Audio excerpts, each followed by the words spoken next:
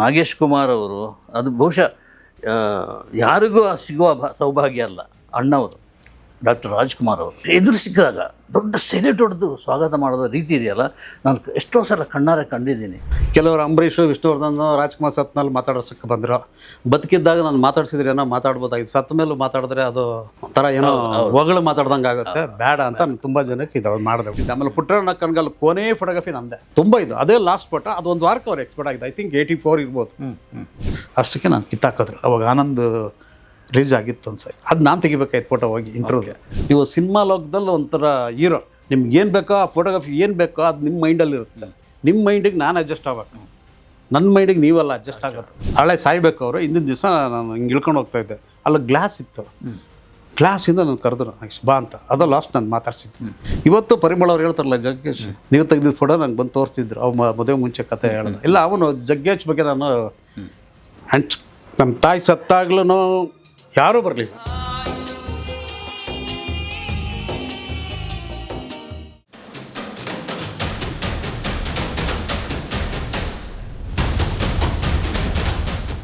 ನಮಸ್ಕಾರ.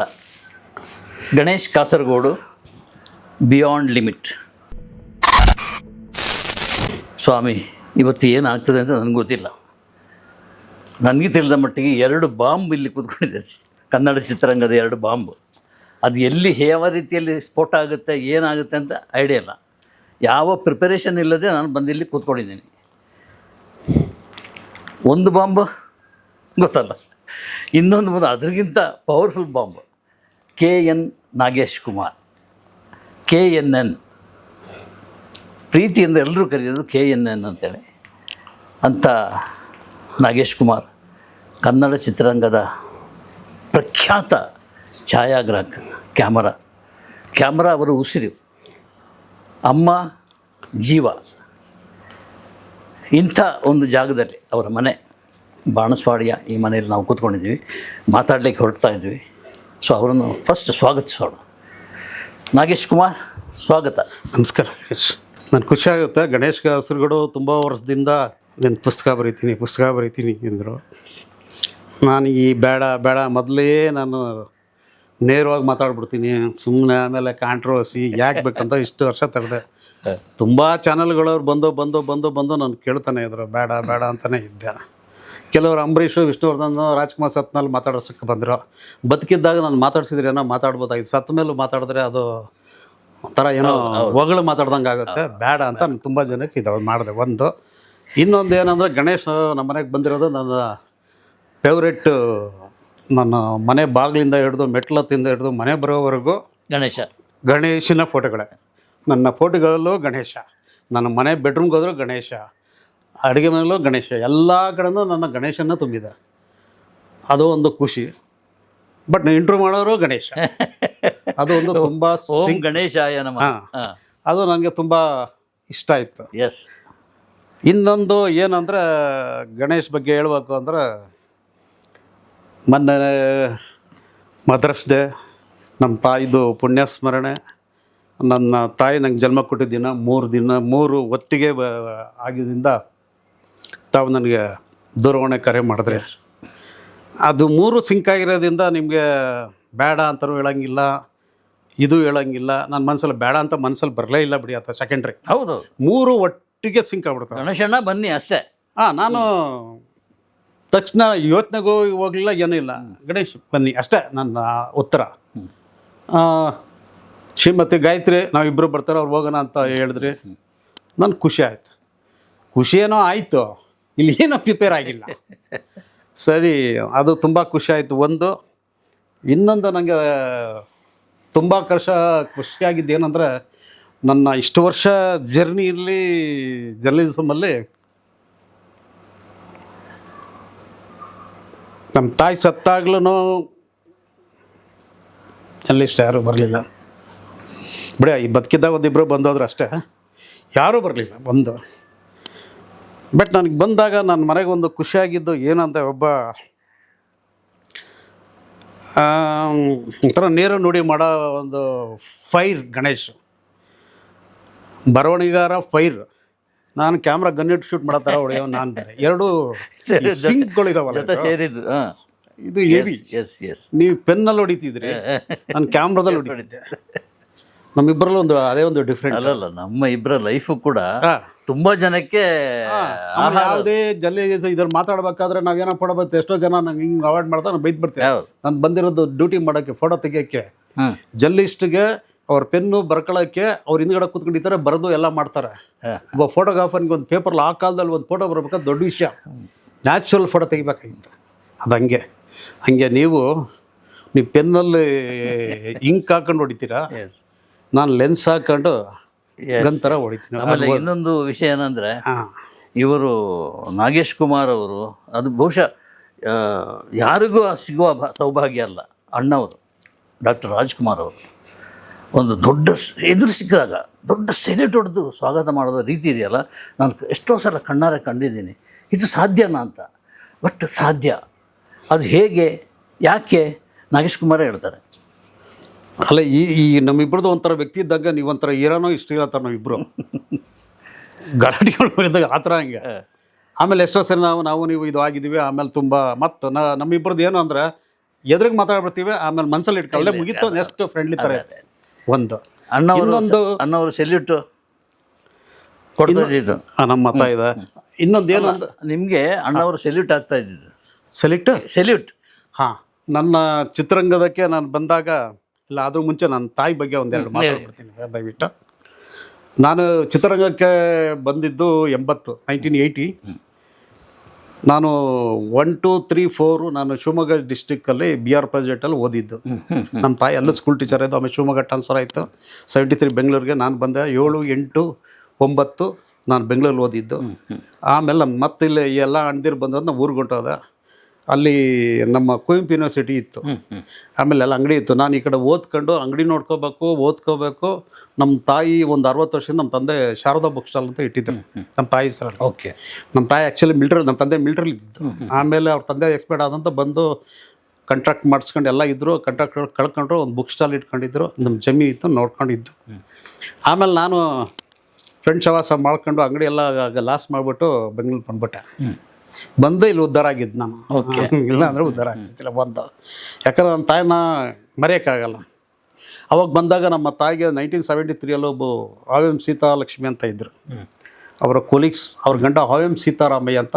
ಇವತ್ತು ನನ್ನ ಜೀವ ಇರೋವರೆಗೂ ಅವರೊಬ್ಬರು ನೆನೆಸ್ಕೋಬೇಕು. ನನ್ನ ತಾಯಿ ಬಿಟ್ಟರೆ ಸೀತಾರಾಮಯ್ಯ.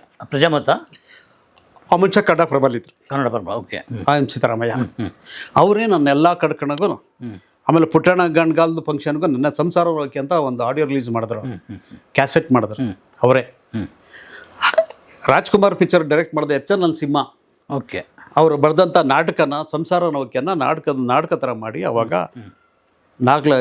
ಇವರು ಹಿರಣ್ಯ ಅಂತ ಒಬ್ಬರು ಇದ್ದಿದ್ದು ಹಾರ್ಮೋನಿ ಬಾಸ್, ನಾಗರತ್ನನ ಅವರ ಪರಮೇಶ್ ಹಾರ್ಮೋನಿ. ಅವರ ಸಿಸ್ಟರು ನಾಗಲಕ್ಷ್ಮಿನೇ ಅಂತ ಇದ್ದವರು ನಾಟಕಗಾರರು. ಅವರು MM ಪಾತ್ರ ಎಲ್ಲ ಮಾಡೋರು. ಲೇಡಿ ನಾಗರತ್ನ ಅಲ್ಲಿಗೆಲ್ಲ ಕರ್ಕೊಂಡು ಹೋಗೋರು. ಅವಾಗ ಪುಟ್ಟಣ್ಣ ಕಣ್ಗಾಲ ಗೆಸ್ಟು.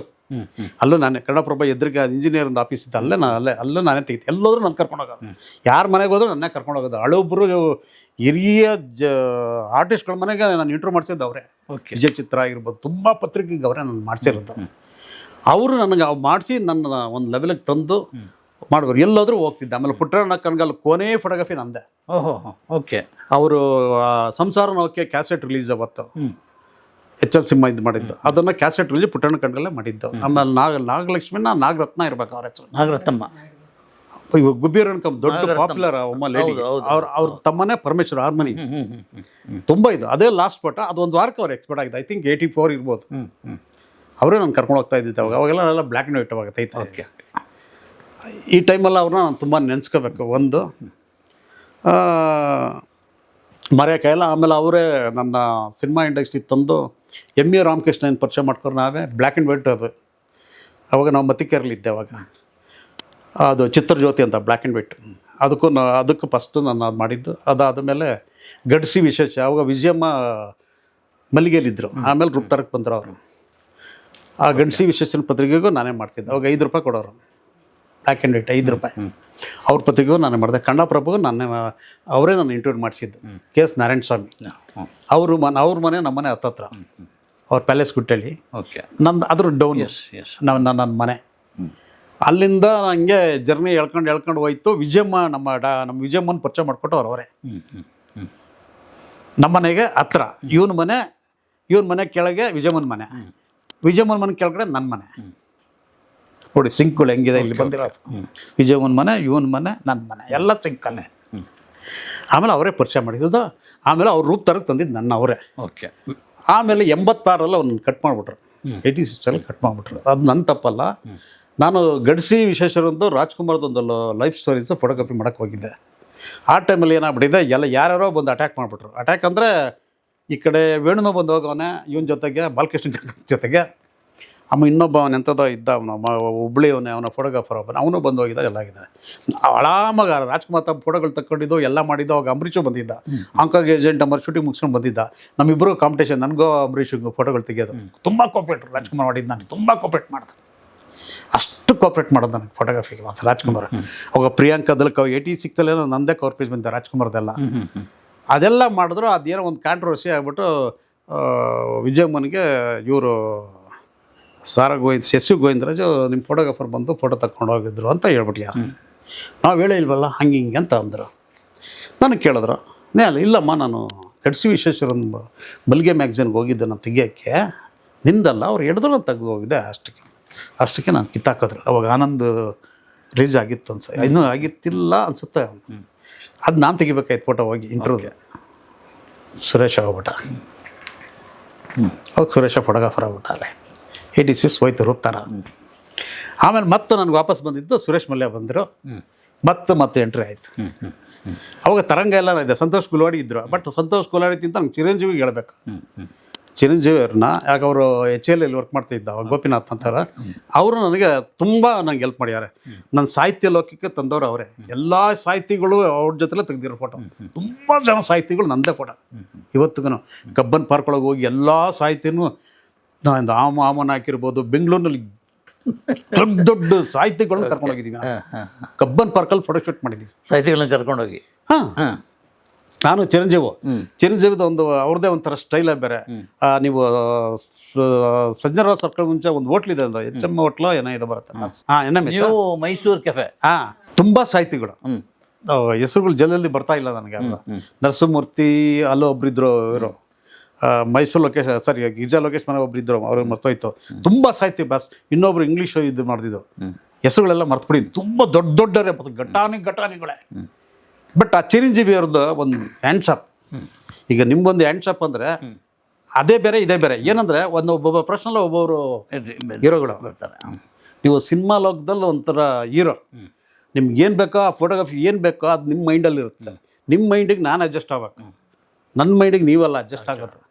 ಯಾಕಂದ್ರೆ ನಿಮ್ದೇನೋ ಥಿಂಕ್ ಇರುತ್ತೆ. ಒಂದು ಕವರ್ ಪೇಜ್ ಹಾಕ್ಬೇಕಂದ್ರೆ ಹಿಂಗೆ ಬರಬೇಕು ಅಂತ ಇರುತ್ತೆ. ಆಮೇಲೆ ನಿಮ್ಗೆ ಎಕ್ಸ್ಪೀರಿಯನ್ಸ್ ಆಗೋದು, ನೀವು ನನಗೆ ಹೇಳೋದೇ ಬೇಡ. ಗಣೇಶ್ ಕಾಸರದು ಸ್ಟೈಲ್ ಏನೋ ಗೊತ್ತು, ನಾನು ಹಂಗೆ ಹೊಡಿತೀನಿ. ಈಗ ಮೈಸೂರೇಶ್ ಹೇಳ್ತಿದ್ದೆ, ಅವನದೇ ಬೇರೆ, ನನ್ನ ಸ್ಟೈಲ್ ಅವನಿಗೆ ಆಗೋದು ಅಲ್ಲ, ಜನರಲಾಗಿ ಹೇಳೋದು. ಆ ಥರ ಚಿರಂಜೀವಿ ಸ್ಟೈಲೇ ಬೇರೆ. ತುಂಬ ಅದ್ಭುತ ಬಾಸ್. ಅದು ಸುಮ್ಮನೆ ಅದು ಹಿಂಗಂತಲ್ಲ, ಹಿಂಗೆಲ್ಲೋ ಕೂತ್ಕೊಳ್ಳೋರು ಏನೋ ಡಿಸ್ಕಸ್ ಮಾಡತ್ತಾರ, ಅಲ್ಲೆಲ್ಲೋ ಇದು ಮಾಡತ್ತಾರ, ಆ ಥರ ಅವ್ರದ್ದೇ ಬೇರೆ ಥರ ಫೋಟೋ ಸ್ಟೈಲ್. ಅದು ಒಂದು ಅದ್ಭುತ. ಓಕೆ. ಆಮೇಲೆ ನೀವು ಸಿನಿಮಾ ಜರ್ನಲಿಸ್ಟಾಗಿ ಇಂಟ್ರ್ಯೂ ಮಾಡ್ತಿರಲ್ಲ, ಚಿರಂಜೀವಿದೇ ಬೇರೆ ಸ್ಟೈಲ್. ನಾಗಬಣ್ಣ ನಾಲ್ಕವರು ನಾಗತ್ತೇಳಿ ನಾಲ್ಕನ ಅವಾಗ ಒಂದು ಸ್ವಲ್ಪ ಪಾಪ್ಯುಲರ್ 3 ಜನ ಮಾಡು, 3 ಜನ ಡಿಸ್ಕಸ್ ಬಿಡ್ಬಾರ್ದು, 3 ಜನ ಫೋಟೋ ಶೂಟ್ ರೂಪ್ ತರಕ್ಕೆ ಎಲ್ಲ ಅದಕ್ಕೆ ಅವ್ರದ್ದೇ ಒಂದು ಸ್ಟೈಲ್. ಅಂದರೆ ಆಮೇಲೆ ನನ್ನ ಜೀವನದಲ್ಲಿ ಅದೊಂದು ಆಯನ್ ಸಿದ್ದರಾಮಯ್ಯ ಎಲ್ಲ ಆದ್ಮೇಲೆ ನನ್ನ ಪಿ ಲಂಕೇಶ್ ನನ್ನ ಜೀವನದಲ್ಲಿ ಮರೆಯೋಕ್ಕಾಗಲ್ಲ. ನಮ್ಮ ಡಿಸ್ಟಿಕ್ ಫಸ್ಟ್ ಆಫ್ ಆಲ್. ಆಮೇಲೆ ಇನ್ನೂ ಒಂದು ಖುಷಿ ಅಂದರೆ, ನಮ್ಮ ತಂದೆ ಲಂಕೇಶ್ ಪತ್ರಿಕೆನ ಏಜೆಂಟ್ ಆಗಿದ್ರು. ಅಂದರೆ ನಮ್ಮ ಅಪ್ಪ ಏಜೆಂಟ್ ಅಲ್ಲ, ಅವಾಗ ಪತ್ರಿಕೆ ಬರಬೇಕಾಯ್ತು ಭದ್ರಾವತಿ, ನಮ್ಮೂರಿಂದ 13 ಕಿಲೋಮೀಟ್ರ್. ಅದು ಡಿಸ್ಟಿಕ್ಕು. ಶಿವಮೊಗ್ಗ 24 ಕಿಲೋಮೀಟ್ರು. ಭದ್ರಾವತಿಯಲ್ಲಿ ಒಬ್ಬ ಏಜೆಂಟ್ ಇದ್ದರು. ಆ ಏಜೆಂಟ್ ಇದ್ದ ನಮಗೆ ಲಂಕೇಶ್ ಪತ್ರಿಕೆ ಬರೋದು. ನಾವು ಒಬ್ಬರೇ ಅಂಗಡಿಯಲ್ಲಿ ಮ್ಯಾಗ್ಝಿನ್ ನಡೆಸ್ತಾ ಇದ್ದರು. ನಮ್ಮ ಊರಲ್ಲಿ ಯಾರ್ದು ಮ್ಯಾಗ್ಝಿನ್ಸ್ ಇಲ್ಲ. ನಮ್ಮದೊಂದೇ ಅಂಗಡಿಯಲ್ಲಿ magazines, Sharada book stall, school ಬುಕ್ಕುಗಳು, ಪೆನ್ನುಗಳು, ಅದು ಆಮೇಲೆ ನಮ್ಮಪ್ಪ ಸ್ಟಾಪ್ ಪೇಂಟ್ರುಗಳು ಅವೆಲ್ಲ ಬರುತ್ತಲ್ಲ ಇದ್ರದ್ದು, ಅದೆಲ್ಲ ಅದು ನಮ್ಮ ತಂದೆ ಇಟ್ಟಿದ್ರು. ರೇಷನ್ ಒಂದು ಇಟ್ಟಿಲ್ಲ ಅಷ್ಟೇ, ಸ್ಟೇಷನರಿ. ಆ ಥರ ಹಂಗಿತ್ತು. ಅಲ್ಲಿ ನಮ್ಮಪ್ಪ ಎಲ್ಲ ಲಂಕೇಶ್ ಪತ್ರಿಕೆ ಇಡೋರು. ನೋಡಿ ಜೀವನ ಅಲ್ಲೆಲ್ಲೋ ಇಟ್ಟವರು, ಅಲ್ಲೆಲ್ಲ ಕಳ್ಕೊಂಡು ಬಂದೆ. ನೋಡಿ ಬಂದು ಆ ಲಂಕೇಶ್ಗೆ ಆ ಲಂಕೇಶ್ ಪತ್ರಿಕೆ. ಆಮೇಲೆ ಲಂಕೇಶ್ ಪತ್ರಿಕೆ ನಾನು ಬಂದಾದ್ಮೇಲೆ ನನ್ನಿಂದ ಬದಲಾವಣೆ ಅಲ್ಲ ಅದು. ಮುಂಚೆ ಲಂಕೇಶ್ ಪತ್ರಿಕೆಯಲ್ಲೇ ಬರೀ ರಾಜಕೀಯದ ಮುಖಪುಟ ಬರ್ತಾ ಇತ್ತು. ನಾನು ಬಂದ ಮೇಲೆ ಸಿನಿಮಾ ಆ್ಯಕ್ಟ್ರ್ಗಳದ್ದು ಕವರ್ ಪೇಜ್ ಬರೋಕ್ಕೆ ಸ್ಟಾರ್ಟ್ ಆಯ್ತು, ದೊಡ್ಡದಾಗಿ ಕವರ್ ಪೇಜಲ್ಲಿ. ಯಾಕಂದ್ರೆ ಆಮೇಲೆ ತುಂಬ ಜನ ಹಿಂಗೆ ಹೋಗೋರು, ನಾನು ಮಾತ್ರ ಅಪ್ಪರಣ ಹಿಂಗೆ ಹೋಗ್ತಾನೆ ಇರ್ತೀನಿ ಎಲ್ಲ ಅಲ್ಲಿ ಅಲ್ವೋದ್ರನ್ನು ನೋಡ್ದೆ. ನನ್ನ ಕೆಲಸ ಆಯ್ತಾ ಸುಮ್ಮನೆ ನನ್ನ ಪಾಡಿ ಹೊಂಟೋಗ್ಬಿಡ್ತಿದ್ದೆ. ಆ ವ್ಯಕ್ತಿ ಹೆಂಗೆ ಅಂದರೆ ಕರೆಯೋರು. ಆಮೇಲೆ ನಾನು ಇದು ಜನತಾದಳದ ಆಫೀಸಲ್ಲಿ ಫೋಟೋಗ್ರಫಿ ಮಾಡಬೇಕಾದ್ರೆ ಪೊಲಿಟಿಕ್ಸ್ದು ಅವಾಗ ಬಿಹಾರಿಂದ ಮಂತ್ರಿ ಆಗಿದ್ದ ಅವರೇನು ಆ ಪೇಟಗಳೆಲ್ಲ ಚೇಂಜ್ ಮಾಡ್ತಾರೆ. ಇವ್ರಿಗೊಂಥರ ಪೇಟ ಹಾಕಿದ್ರು ದೇವೇಗೌಡರಿಗೆ, ಎಂಥಂಥ ವೆರೈಟೀಸ್. ಆಮೇಲೆ ನಾನು ಎಲ್ಲ ಪೊಲಿಟಿಕ್ಸ್ ಫೋಟೋಗ್ರಫರ್ ಬರೋರು ತಗೊಂಡು ಅದೇನೋ ಆಯ್ತು ಏನಾಗಿ ಹೊಟ್ಟೋಗ್ಬಿಡೋದು. ನಾನು ಹೋಗ್ತಿದ್ದಿಲ್ಲ, ಹಾಕೊಂಡು ಸುಮ್ಮನೆ ಕೂದಳು. ಅವ್ನು ಯಾವನ ಟೋಪಿ ಎತ್ಬಿಟ್ಟು ಹಿಂಗೆ ಕೆರಿತಾ ಇದ್ದಾಗ ನಾನು ಟಕ್ಕದ ಹೊಡೆದ್ಬಿಡ್ತಿದ್ದೆ ಫೋಟೋಲಿ. ಇನ್ನೇನು ಹಿಂಗಂತಿರೋದು, ಇನ್ನೇನು ಹಿಂಗೆ ಪರಪರ ಅಂತಿರೋದು. ನಂತರ ಆ ಥರ ನ್ಯಾಚುರಲ್ ಫೋಟೋಗ್ರಾಫ್ ಅದು ನಾನು ಇಷ್ಟಪಟ್ಟಿದ್ದು ಲಂಕೇಶ್ ಸಾರು. ಅದೊಂದು ಅದಕ್ಕೆ ನಾನು ಬಿಟ್ಕೊಡ್ಲಿಲ್ಲ ಅವರು. Okay okay. ಆಮೇಲೆ ಅವರು ನನ್ನ ಕೊನೆಯ ಭೇಟಿ ಏನು ಅಂದರೆ, ನೋಡಿ ಅದು ನಾಳೆ ಸಾಯ್ಬೇಕು ಅವರು. ಹಿಂದಿನ ದಿವಸ ನಾನು ಹಿಂಗೆ ಇಳ್ಕೊಂಡು ಹೋಗ್ತಾಯಿದ್ದೆ, ಅಲ್ಲಿ ಗ್ಲಾಸ್ ಇತ್ತು.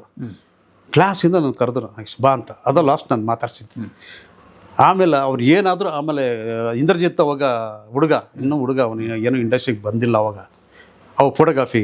ಆಮೇಲೆ ಆ ಕ್ಯಾಮ್ರಾ ಒಂದು ತಗೊಂಡಿದ್ರು ಸ್ಕಿಲ್. ನನ್ನ ಫೋಟೋ ಎಲ್ಲ ತೆಗ್ದಾರ್ದು ಇದೆ ಎಲ್ಲೋ ಸೇರ್ಕೊಂಡಿದ್ದೆ. ಅವ್ರು ನನ್ನ ತೆಗ್ದಿರೋದು, ನಾನು ಇವನು ಹೇಳ್ಕೊಟ್ಟಿದ್ದು ಇಂದ್ರಜಿತ್ಗೆ. ಆಮೇಲೆ ಗೌರಿ ಅವಾಗ ಇಲ್ಲಿತ್ತಿಲ್ಲ, ಡೆಲ್ಲಿಲೋ ಎಲ್ಲೋ ಇದ್ರು ಅವರು. ಆಮೇಲೆ ಅವ್ರದ್ದು ಒಂದು ಇಂಗ್ಲೀಷ್ ಪೇಪರ್ಗೆ ನಾನೇ ಫೋಟೋಗ್ರಫಿ ಮಾಡ್ತಿದ್ದೆ ಅವಾಗ. ಯಾಕಂದರೆ ಈ ಜನ್ಮದಲ್ಲಿ ನನ್ನ ರಾಜಕೀಯ ಸಿನಿಮಾ ಎಲ್ಲವನ್ನೂ ಕಲಿಸ್ಕೊಟ್ಟಿದ್ದು ಸ್ಪೋರ್ಟ್ಸು. ಅದು ಒಂದು ರಾಜಕೀಯ, ಸ್ಪೋರ್ಟ್ಸು, ಲಂಕೇಶ್ ಪತ್ರಿಕೆ ಅದೊಂದು. ಸಿನಿಮಾಗೆ ಬಂದರೆ ವಿಜಯಮ್ಮ, ಇವರು ಚಿತ್ರಜ್ಯೋತಿ ರಾಮನ್ನ ಎಲ್ಲ ಕಡೆ ಬರೆಯೋರು, ಅವರು ಹಿಂದೂ ಪೇಪರ್ಗೆ ಅದಕ್ಕೂ ಬರೆಯೋರು, ಜೊತೆಗೆ ಅವ್ರದಕ್ಕೂ ಮಾಡ್ಕೊಡ್ತಿದ್ದೆ. ರಾಮನ್ ಸಾರು ನಂಗೆ ತುಂಬ ಕ್ಲೋಸ್ ಆಗಿದ್ದರು. ಅವ್ರ ಪತ್ರಿಕೆ ಒಂದು ಮಾಡಲಿಲ್ಲ ಅಷ್ಟೇ, ಅವ್ರು ಬರ್ತಿದ್ದ ಪತ್ರಿಕೆ ಮಾಡಿಲ್ಲ. ಅದೊಂದು ಆಗಲಿಲ್ಲ ನನ್ನ ಕೈಲೆಲ್ಲ.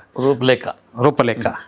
ಆಮೇಲೆ ನಾನು ಮೆಜೆಸ್ಟಿಕ್ಕಲ್ಲಿ ಅವಾಗ ಬಿಲ್ಡಿಂಗ್ ಬಿದ್ದೈತಲ್ಲ, ಗಂಗಾರಾಮ್ ಬಿಲ್ಡಿಂಗ್, ಅವಾಗ ಎದುರುಗಡೆ ಅಲ್ಲಿ ಶೆಟ್ರ್ ಅಂಗಡಿ ಒಂದಿತ್ತು. ನನ್ನ ಪೇಪರ್ ಅವಾಗ ನೋಡ್ಬಿಟ್ಟು ಏನು ಖುಷಿ ಅಂದರೆ, ರೂಪ್ತಾರ ನಂದೆ, ವಾರ ಪತ್ರಿಕೆ ನಂದೆ, ಲಂಕೇಶ್ ಪತ್ರಿಕೆ ನಂದೆ, ಮಲ್ಲಿಗೆ, ಎಲ್ಲ ಪೇಪರಲ್ಲೂ ನಾನೇ ಕೆ ನಾಗೇಶ್ ಕುಮಾರ್. ನಂಗೆ ಖುಷಿ ಆಗ್ಬಿಡೋದು. ಇವಾಗ ಅನಿಸ್ತಾ ಇದ್ದ ಅದೆಲ್ಲ ಒಂದು ಫೋಟೋ ಫುಲ್ ತೆಗೆದಿದ್ರಿ ಇವತ್ತು ಮೆಮೊರಿಯಸ್ ಇತ್ತು. ಓಪನ್ ಆಗಿ ಹೇಳಕತ್ತೀವಿ, ನನಗೆ ಯಾರು ಕಾಂಪಿಟೇಷನ್ ಇಲ್ಲ ರೀ. ಅವತ್ತಿನ ಕಾಲಕ್ಕೆ ನಾನು ನಾಗೇಶ್ ಕುಮಾರ್ KN ಎಲ್ಲೋದ್ರಿ ರೂಪ ಎಷ್ಟು ಬೇಜಾರು. ಮಂಗಳ, ವಾರ ಪತ್ರಿಕೆ, ವಾರದ ರಾಜಕೀಯ, ಕರ್ಮವೀರ, ಮಲ್ಲಿಗೆ, ತರಂಗ, ಎಷ್ಟು ಮಾರ್ದಿನಿ, ಆಮೇಲೆ ತಾರಾಲೋಕ ನಾನೇ ಮಾಡ್ತೀನಿ, ಸಿನಿಲೇಖ ನಾನೇ. ಅವಾಗ ರಂಗನಾಥ್ ಅಪ್ಕಮಿಂಗ್,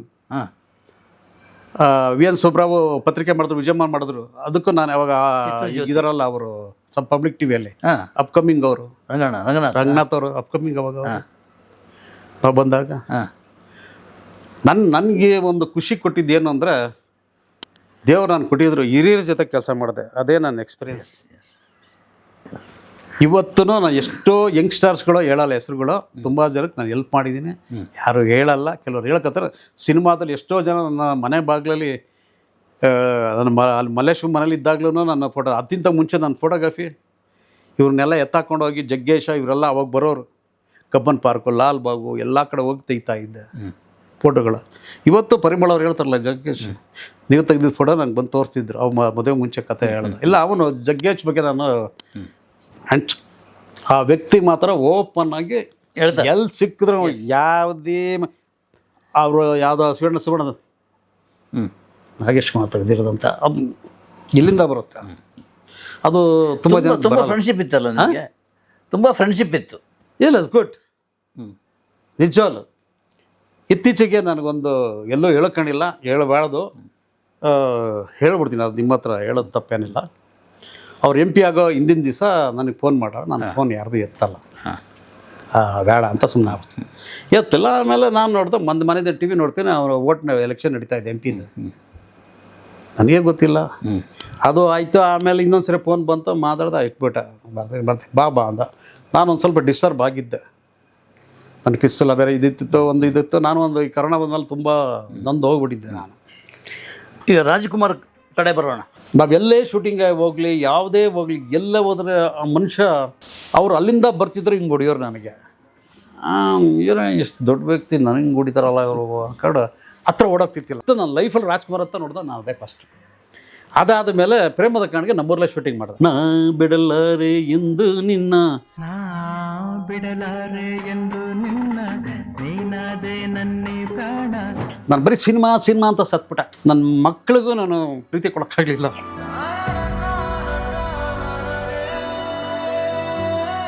ಆ ಮಕ್ಳ ಜವಾಬ್ದಾರಿನೆಲ್ಲ ನನ್ನ ಹೆಂಡತಿ ತಗೊಳ್ಳ, ನಾನು ನನ್ನ ತಾಯಿ ಜವಾಬ್ದಾರಿ ನಾನು ತಗೊಂಡೆ. ಇವತ್ತು ನಾನು ಎರಡು ಬ್ಯಾಲೆನ್ಸ್ ಮಾಡಬೇಕು. ಅವಳು ಮಕ್ಳ ಜವಾಬ್ದಾರಿ, ನನ್ನ ತಾಯಿದು, ಎರಡೂ ಬಿಡೋಕ್ಕಾಗಲ್ಲ. ಎಷ್ಟೋ ಸರಿ ನಮ್ಮ ತಾಯಿನ ಮನೇಲಿ ಬಿಟ್ಟು ಹೋಗಕ್ಕೆ ಆಗ್ತೀನಿ, ನಾನು ಬಂದ್ಬಿಡ್ತಿದ್ದೆ ಮನೆಗೆ.